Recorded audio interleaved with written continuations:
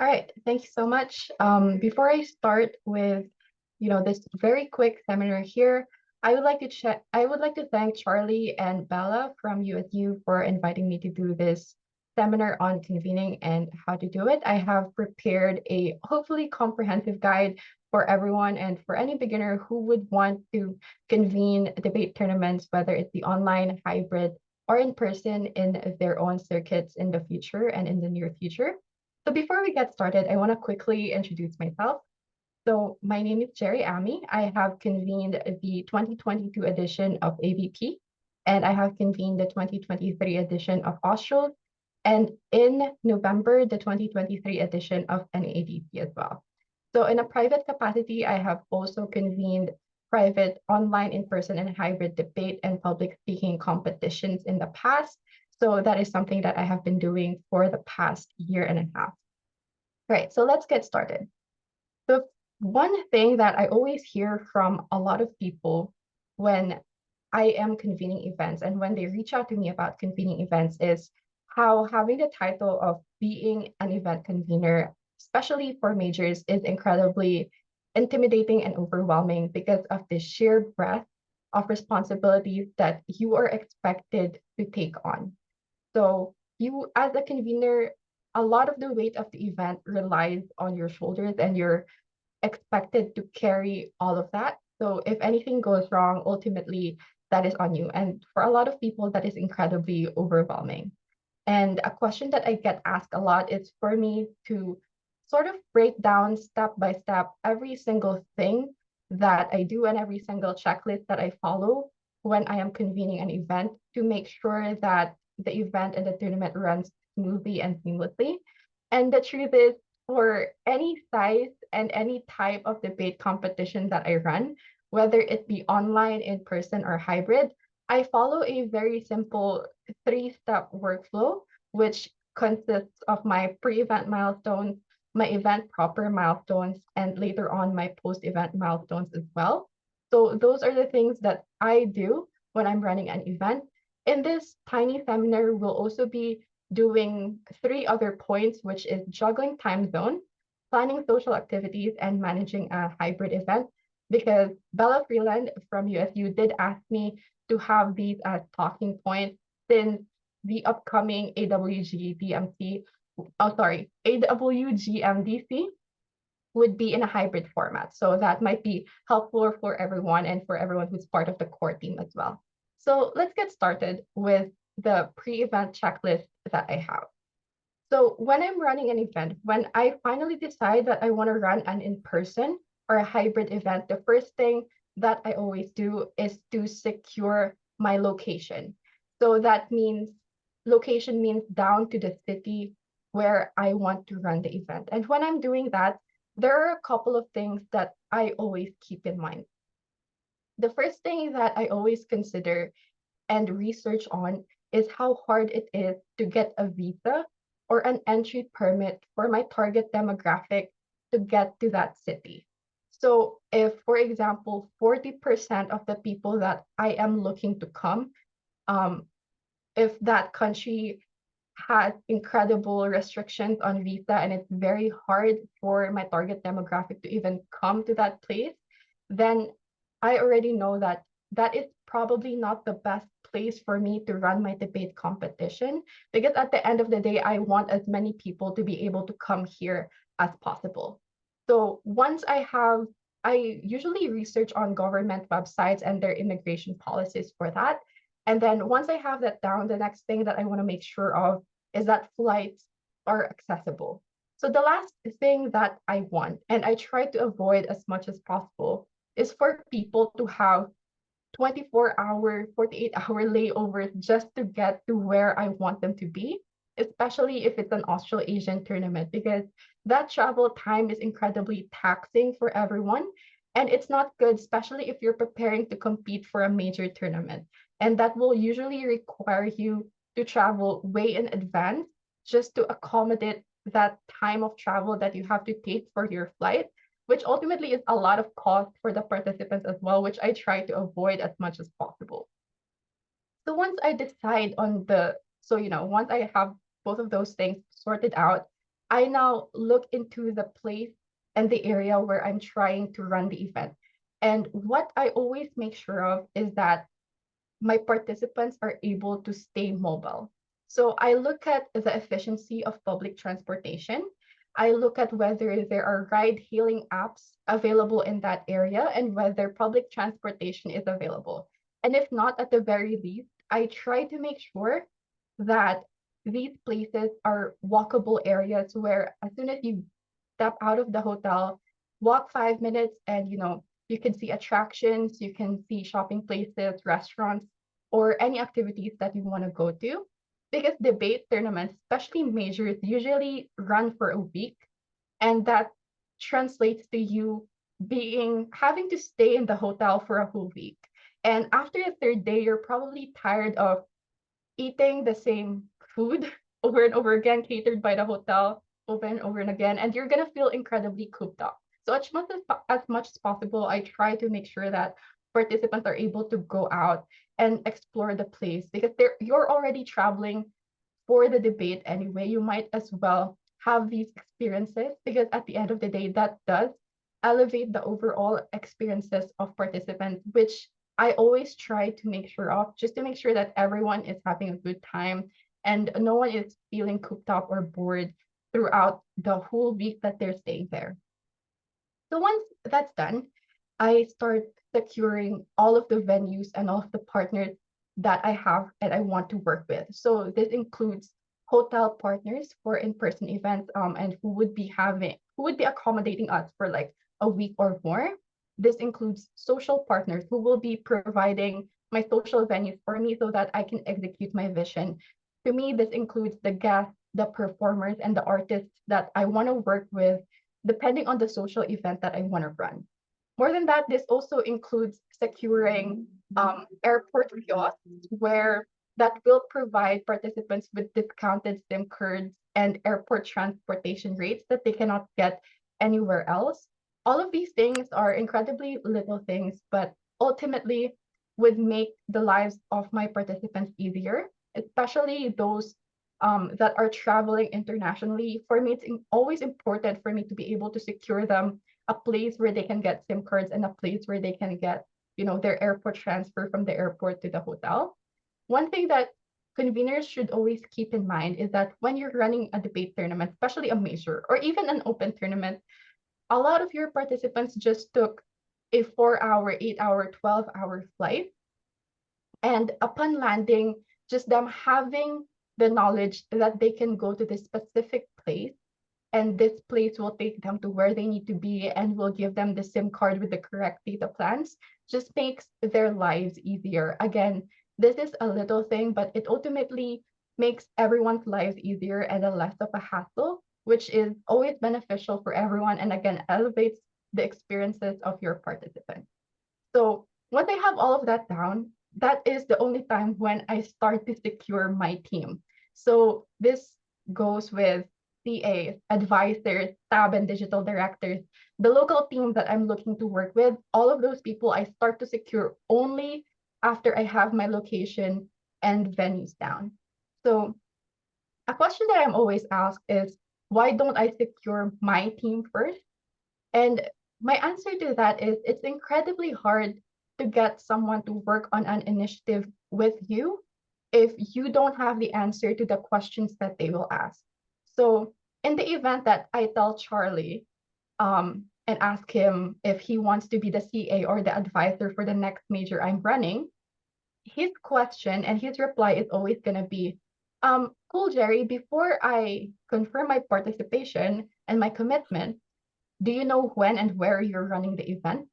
And if I don't have the answer to that, assuming that I have never worked with Charlie before, so he doesn't know how I run debate tournaments, it would be very hard for him to say yes to me.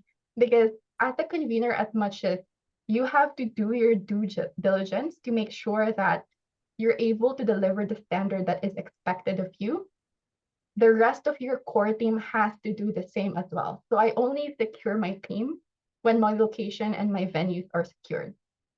Once all of that is done, and for majors, as soon as we win the bid, the next thing I do is start with my logistics. So I start with setting up all of the workspaces that the event is likely going to have. So, so this includes things like, first of all, it includes things such as my Slack workspaces, whether I'm running an in-person or a virtual or a hybrid event, I always make sure that I have a Slack workspace because it is incredibly functional for information dissemination later on. This also includes things such as Zoom links or Discord links that the event is going to use. So I don't wait, for example, a month or 2 months before to set this up. Before Reg even starts, I already have my workspaces ready. Once my workspaces are ready, I start looking at social pages and where the best platform is to set up my social pages. So for majors, to me, it's always Facebook, but future conveners can look at Instagram, LinkedIn, or Twitter to do theirs as well. So my social pages are incredibly important to me because before and during Reg, these pages serve as my central system for information dissemination. So this keeps participants on the loop before and during Reg. So it makes sure that everyone is informed and everyone knows what's currently going on while they're not onboarded in the workspaces yet. Finally, I also set up my automations and my workflows. So what does this mean? I don't know if you guys have noticed this or if you guys came to Australs, but for every event that we run, as soon as you click checkout and as soon as you finish the checkout process, immediately you will get your invoice if you chose an invoice option in your email. You will get your receipt, you will get the link to the check-in form, and you will get the link to the workspaces immediately. So that is the system that we use for Australs, which made it easy for participants to, enter the information of their contingent, make sure that there is, there is no one lost. Another thing would be when requesting for things such as invitation letters or proof of participation. For Australs, what I did was that if you want an invitation letter or a proof of participation with your name, your institution, and your passport number on it, you would have to submit a form. And upon 3 minutes of you submitting that form, immediately your invitation letter customized to you will be sent to your email. That is because these things are fully automated, which means there is no human action required for me to procure these things because the system has already been set up before I even get the information out. So to me, this is incredibly important because it reduces the chance of human error in, for example, sending you the wrong invoice, or I might, if I did it myself, I might send you the wrong invitation letter. I might send you an invitation letter with the wrong passport number or of someone else's name or of someone else's institution. But making sure that it's automated means that there is no bottleneck for the participants when they need to request and secure the documentation that they need for things such as institution funding, reimbursement, school leave, and even visa applications. So to me, this is incredibly important because by erasing the bottleneck, by erasing human error, and by erasing human action, if in the event that, and this happens quite a lot actually, in the event that a participant forgets until the very last minute, until half an hour before their flight, and they realize that they actually have not secured their proof of participation to this tournament yet, which means they're likely going to have a hassle once they get their visas on arrival. Having an automated workflow means that they can immediately send in the request and get it before their flight even departs. And to me, that is incredibly important because it makes, again, participants' lives so much easier. So this is the step that I make sure I don't ever skip. So once I have all of these done, it means that the backbone and the foundations of my debate tournament is ready. So the next thing that I have to do is to publicize and promote the event, to increase awareness and to increase interest. So what does publicity and promotions look like for me personally? When I'm running a debate tournament, publicity and promotion for me means sending out emails to institution representatives, sending out friend requests to institution representatives and telling them about the event. This means that all of my social pages are incredibly active and that posts are always scheduled to go out every day, every other day, or every week.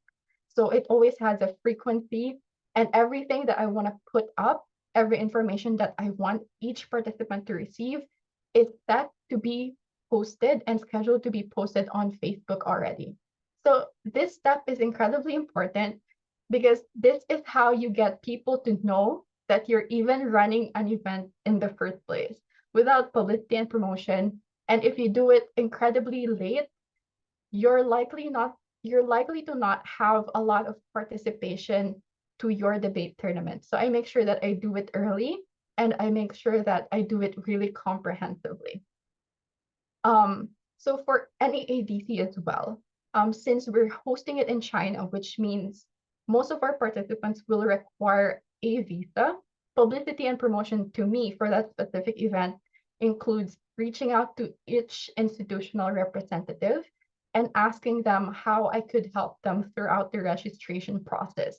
So if they require um, something more than the invitation letter and proof of participation, I have to check whether or not that is something that I can provide and something that I can help them with. So if institutions have any questions about Reg, if institutions such as, for example, if Sydney Union comes to me and say, we're not doing trials until next month, but I see that your deadline is this month, would it be possible to be a little bit flexible on that? That is something that I already talk about with them and communicate with them to make sure that I'm able to help my participants as much as possible throughout the reg process. Again, it's an incredibly heavy workload, but at the end of the day, it's the workload that a convener has to do to make sure that the event even runs. So with that, a question that people would often ask me is, how do you attract people to join a tournament? Especially private tournaments that, if you have a small school, for example, or if you have a small circuit, how do you get people to join that tournament? Because people join worlds because they want to win the title of world champion. They join Australs because it's a legacy event. So when you're running a non-legacy event, how do you attract people to join your tournament? So I find that the answer to that question is actually incredibly simple.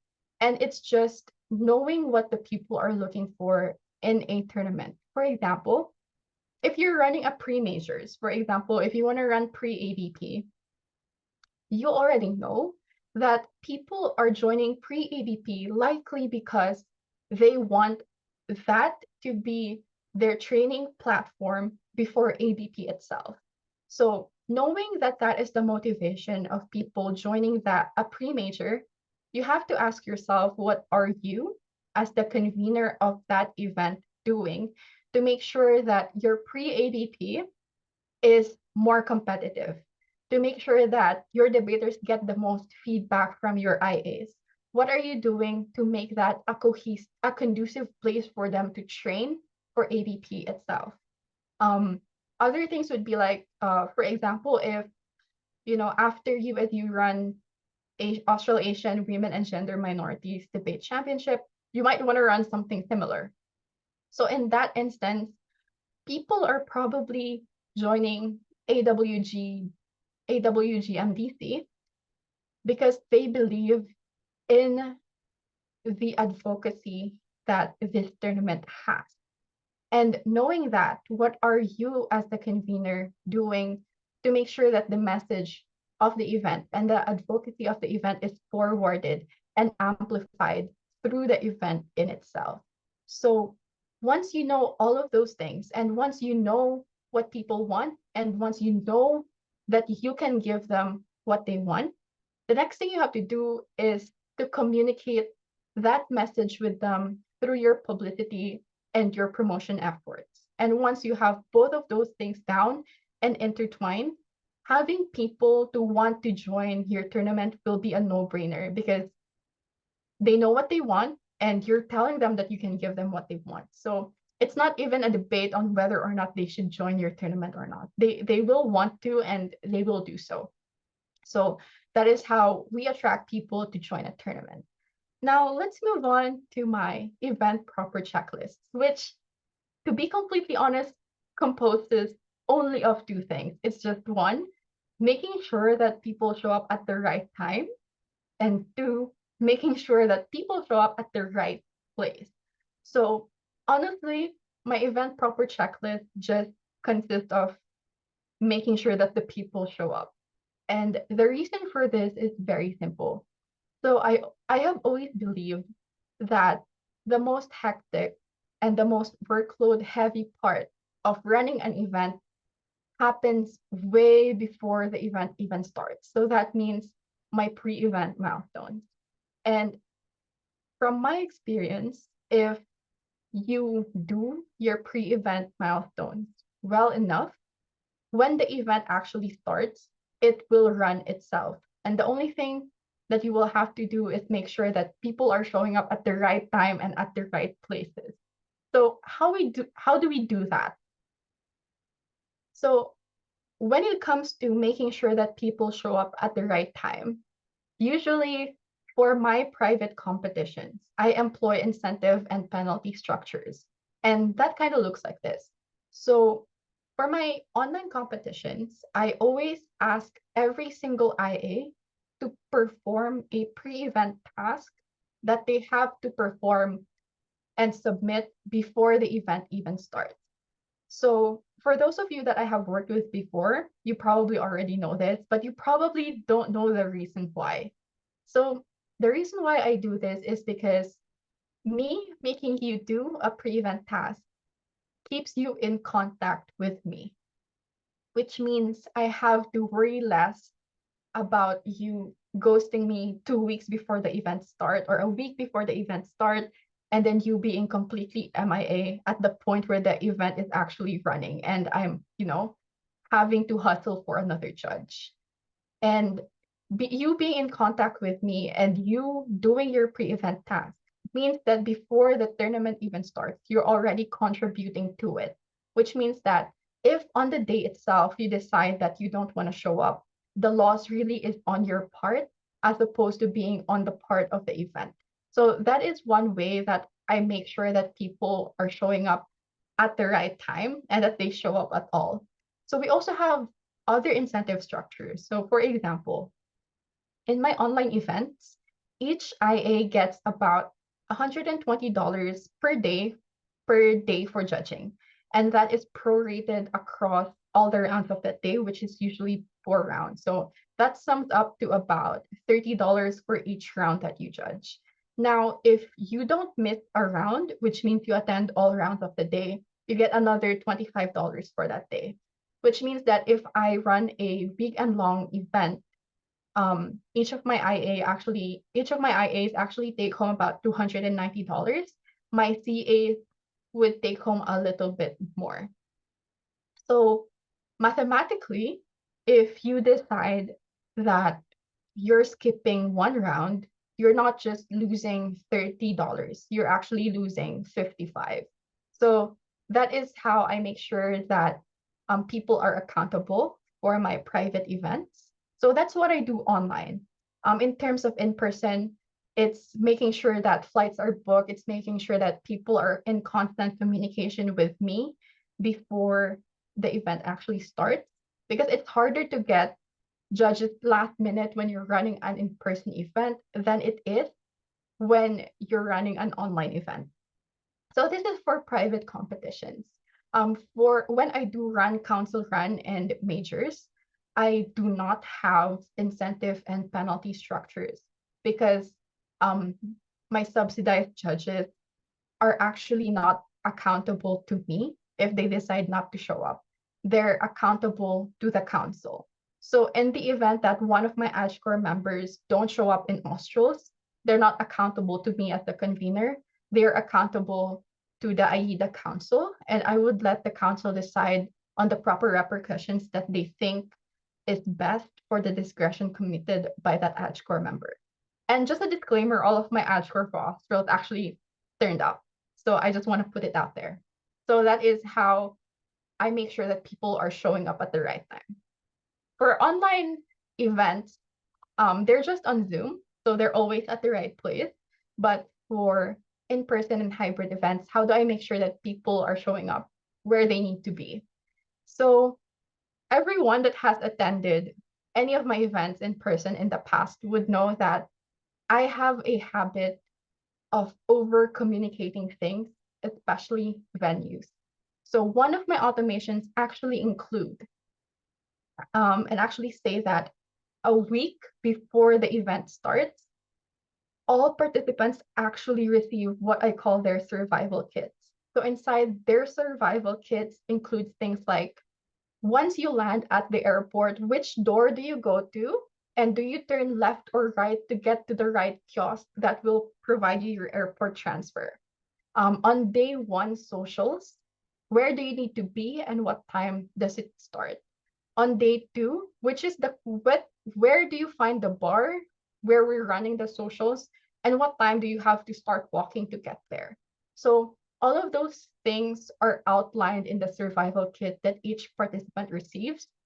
And then on day one of the event, where everyone is receiving their judge briefings, their debater briefings, equity and language briefings, while everyone is forced to gather there, I have another briefing that communicates the same thing, just in case some people did not open their emails. Again, to make sure that everyone is properly informed. And then for each day, I again tell them both in person and through the workspaces that this is where I need you to be at 7 p.m. tonight. And my messages will always include things such as the Google Maps link to that venue. Can you get a ride hailing service or do you just get a tuk-tuk outside of the hotel? How much is it likely going to cost if you get a taxi versus if you walk? All of those things are already outlined in my messages to make sure that people are showing up at the right place where I need them to be and that they don't get lost, especially because it is at the end of the day a foreign place to them. So that is the only thing that I do during the event itself, because most of the work I have already done before the event even starts. So once the event ends, I'm not gonna go in depth with this because it's quite self-explanatory. It's just completing deliverables. So it means releasing certificates, full tabulations, photos, videos, and anything else that the participants might want to access later on. I just make sure that all of these things are released and accessible to everyone else once the event wraps. And the next thing that I do is to clear the venue. So when I'm running in-person events, I'm always the first person in because I do have to make sure that all venues are ready to use. So I have to make sure that the debate rooms are clean, that there is enough chairs in the room, there is enough tables in the room, there's a podium for you to speak on. And then once it ends, I have to be the last person out. So that is because I have to make sure that you have left the venue safely. So the last thing I want is, for example, for Australs, we ran break night at the rooftop. So the last thing I want to do is leave that rooftop not knowing that one participant is actually in the bathroom and that participant happens to be incredibly intoxicated. So, and from the rooftop down is actually a staircase. So I have to make sure that everyone is able to leave the area safely first before I go. And before I go as well, I have to make a full sweep of the place to look for any items that have been left behind. So if there are any items that were left behind, I just take them and then go to the hotel lobby, take a picture of said items and communicate via the workspaces that, this bracelet has been left at the break night venue. If it's yours, you can claim it at the lobby. So those things I always make sure I have to do, which again is to emphasize the importance of having a workspace or any platform that you can use to disseminate information effectively and efficiently to everyone. So post-event again is the most chill part of the event because everything's done and it's where you as the convener can finally rest. So that's something that those are only the things that I do post-event because everything else again has been done before the event has started. So three things that Bella Freeland did ask me to talk about is how I juggle time zone, how I plan my socials, and how I manage a hybrid event. So if you guys don't know yet, Australasian Women and Gender Minorities Debate Championships is going to be held this October, and it will be a hybrid event. So if any of you here are interested in participating there, please do so. You can actually contact Charlie Ryan after this. He is one of the conveners along with Bella Freeland. So it would be incredible if you guys could join. So let's go ahead with juggling time zones. Personally, I find that when I am running an event in the Asia Pacific region, the best time to start is between 8 to 9 a.m. Singapore time. The reason being, assuming that your tournament starts at 8 a.m., that means that the earliest it would be time zone wise would be in India, which means it would be 5:30 a.m. in India, and the latest it would be time zone wise would be in New Zealand. So if you start at 8 a.m. Singapore time, it's 5:30 a.m. in India and about 12 noon in New Zealand. Now, assuming that your schedule runs for 10 hours, which means your tournament day is going to end at 6 p.m., it will be about 3:30 p.m. in India and about 10 p.m. in New Zealand. So running your tournament in these time zones means that nobody is having to wake up at 2 a.m. to attend your tournament. And at the same time, nobody is having to stay up until 2 a.m. to attend your tournament. Again, if you have a different demographic, for example, you're not just running it in the Australasian region, then you're also going to have to look at the time zones of your target countries and look at where it's most comfortable for everyone who wants to attend. So that is my general rule in running Australasian tournaments. I start between 8 a.m. to 9 a.m. Singapore time. So in terms of planning social activities, I only have two things in mind when I am planning my socials. The first being having my purpose clear. So I always ask myself, why am I running this activity and what am I looking to achieve with it? So if your plan and your purpose for your socials is you just want to have a party, there's nothing wrong with that as well. The purpose just has to be clear because you being clear with your purpose allows you to know how you can deliver on that purpose. So for Australs, my purpose for the whole event is I wanted it to be a true celebration of the return of in-person debating after a very long COVID period. So what I wanted to give everyone is for everyone to remember what debating was like before COVID while giving them things that they may have not gotten before as well. So I gave everyone places where they could hang out in a chill manner, which is the welcome social. And then I gave everyone the chance to go out and explore Ao Nang by booking a bar along the Ao Nang walking street and making people walk to that area because that also familiarizes them with the whole place. And I did that on the first full day of the event because to me, that ensures that in the succeeding days, if any of my participants will want to go out to eat or to shop for souvenirs or to look for island tours, they know immediately where to go. So each of my socials always had a purpose, and each of them I try to achieve as much as possible. To me, the best socials I've run was the Australs WGM night because I really wanted to do something that has never been done before, while forwarding the message of what WGM Night is supposed to be. So I was incredibly lucky to have been able to invite trans performers who were very happy to showcase and share their art with us.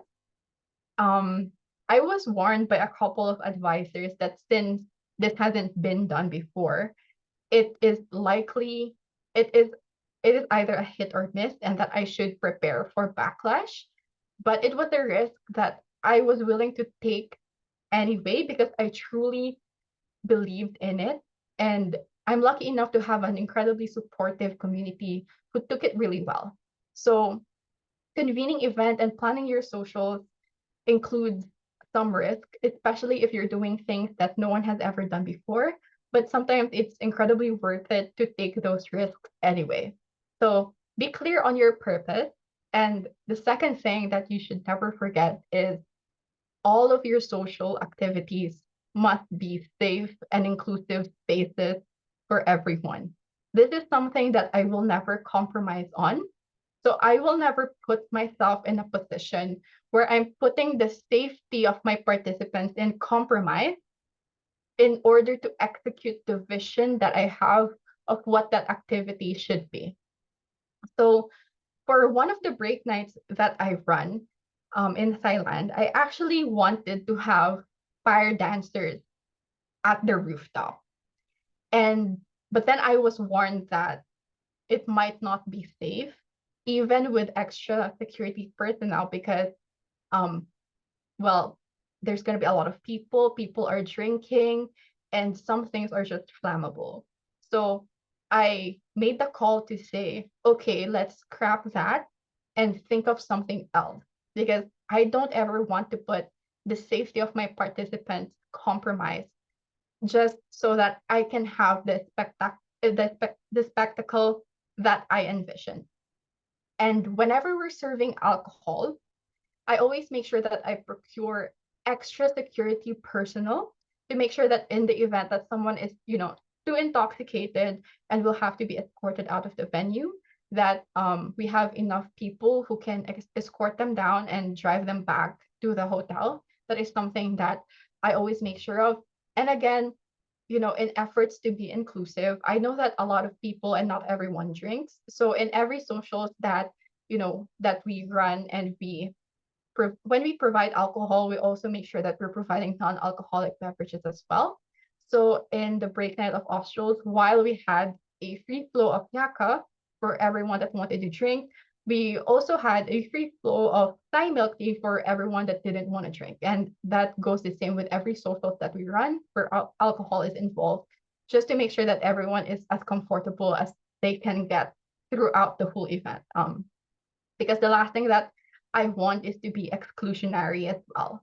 So that is how I plan my socials. I just make sure my purpose is clear, and I just make sure that the execution of the socials itself is incredibly safe.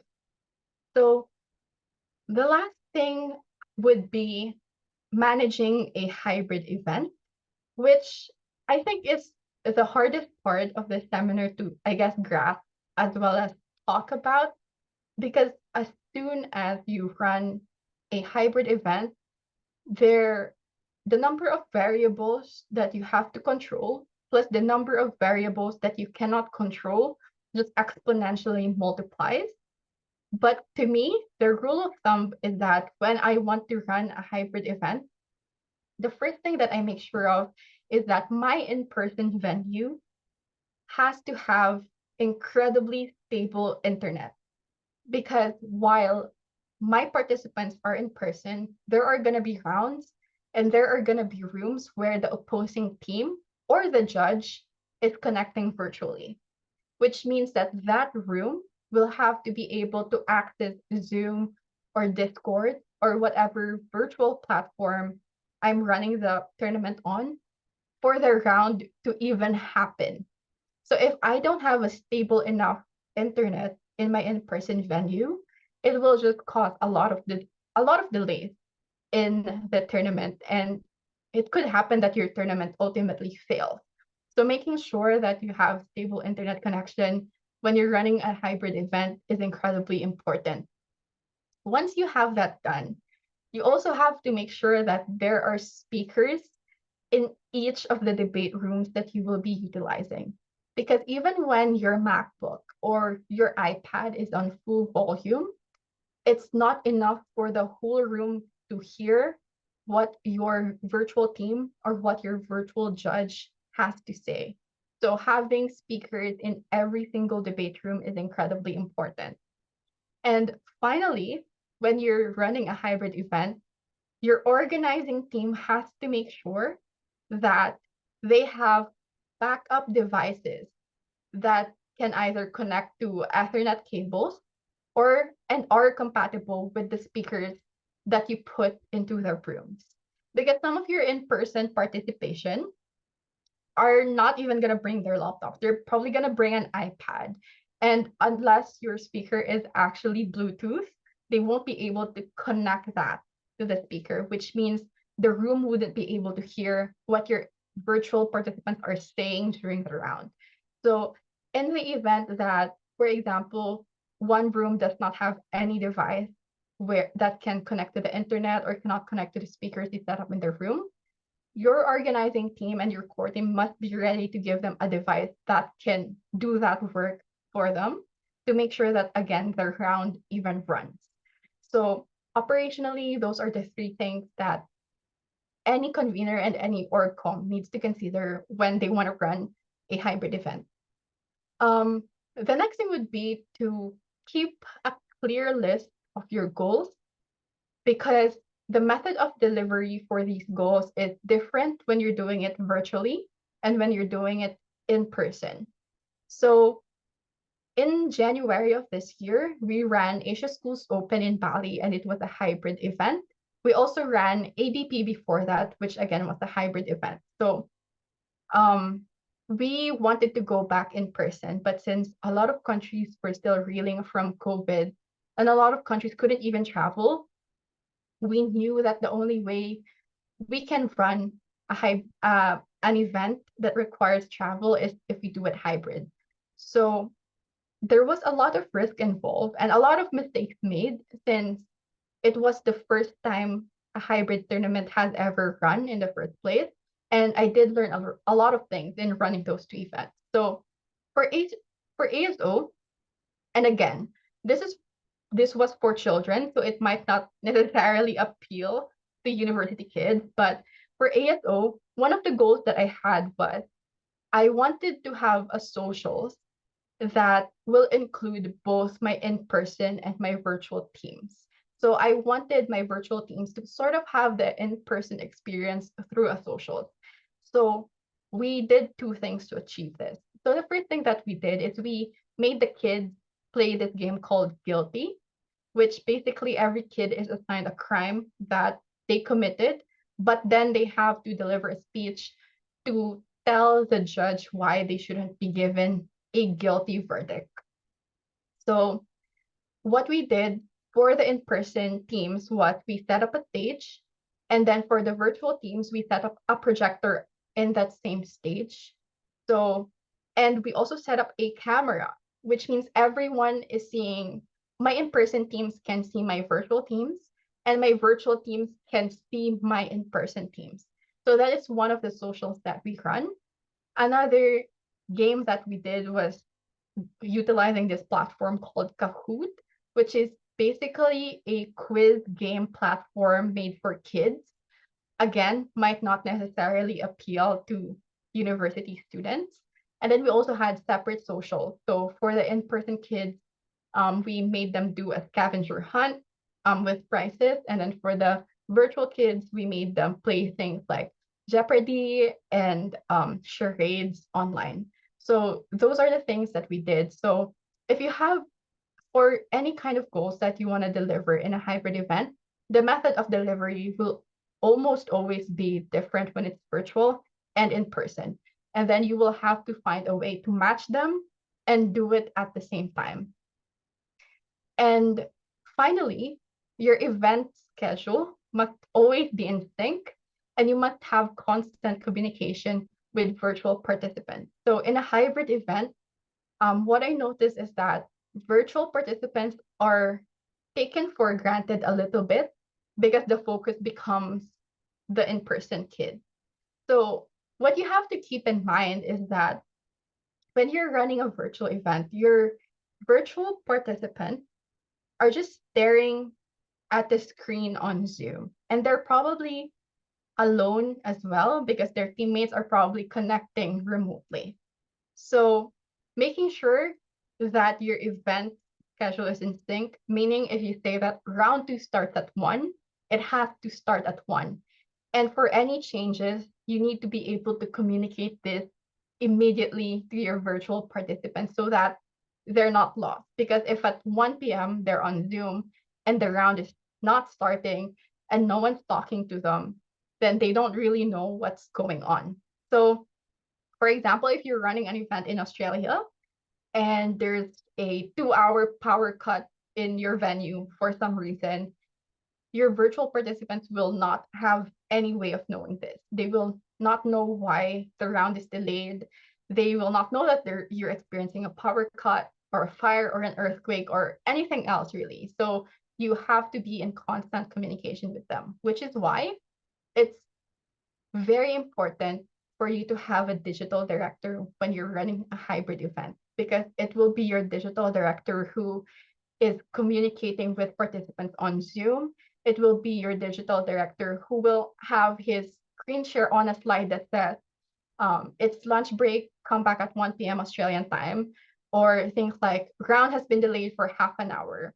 It's your digital director that's going to be doing that. It's going to be your digital director that allocates your virtual teams to the breakout rooms that matches the in-person rooms that you have to make sure that you have the correct pairings for your tournament to run.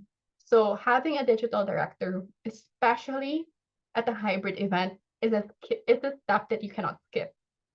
So that's all for managing a hybrid event. If you guys have more questions because you want to run a hybrid event, please feel free to reach out to me. This is what I feel is an incredibly complex topic that cannot be covered really in an hour. So if you have specific questions, please feel free to reach out to me. And I guess just a closing note for everyone, if you are looking to convene and if you are a convener, I guess the last thing I would say to you is that you always have to remember that when you're convening a debate tournament, it's never about you. It's always about the people who are traveling and who are giving their time to attend your tournament. So when you're running an event, when you think about the workload or when you think about the complexity of your logistics or of the things that you have to do, you have to remember that you're doing this because there are 180 people who decided to skip school for a week and purchase flights and travel for 12 hours just to make your tournament successful. So everything that you do, you always have to keep in mind their safety and their comfort, because at the end of the day, it's never about you as a person, but always about the debate community as a whole and how it can flourish. And one of the ways that debate circuits are able to bond with each other and build stronger communities is through debating tournaments, because for most debaters, the only time they really see each other is when everyone is in the same venue as they are. So that's just it on my short seminar on convening and how to do it. Again, thank you to Sydney University and to Charlie Ryan and Bella Freeland for inviting me to be here with you guys today. And for everyone that came as well, thank you guys so much.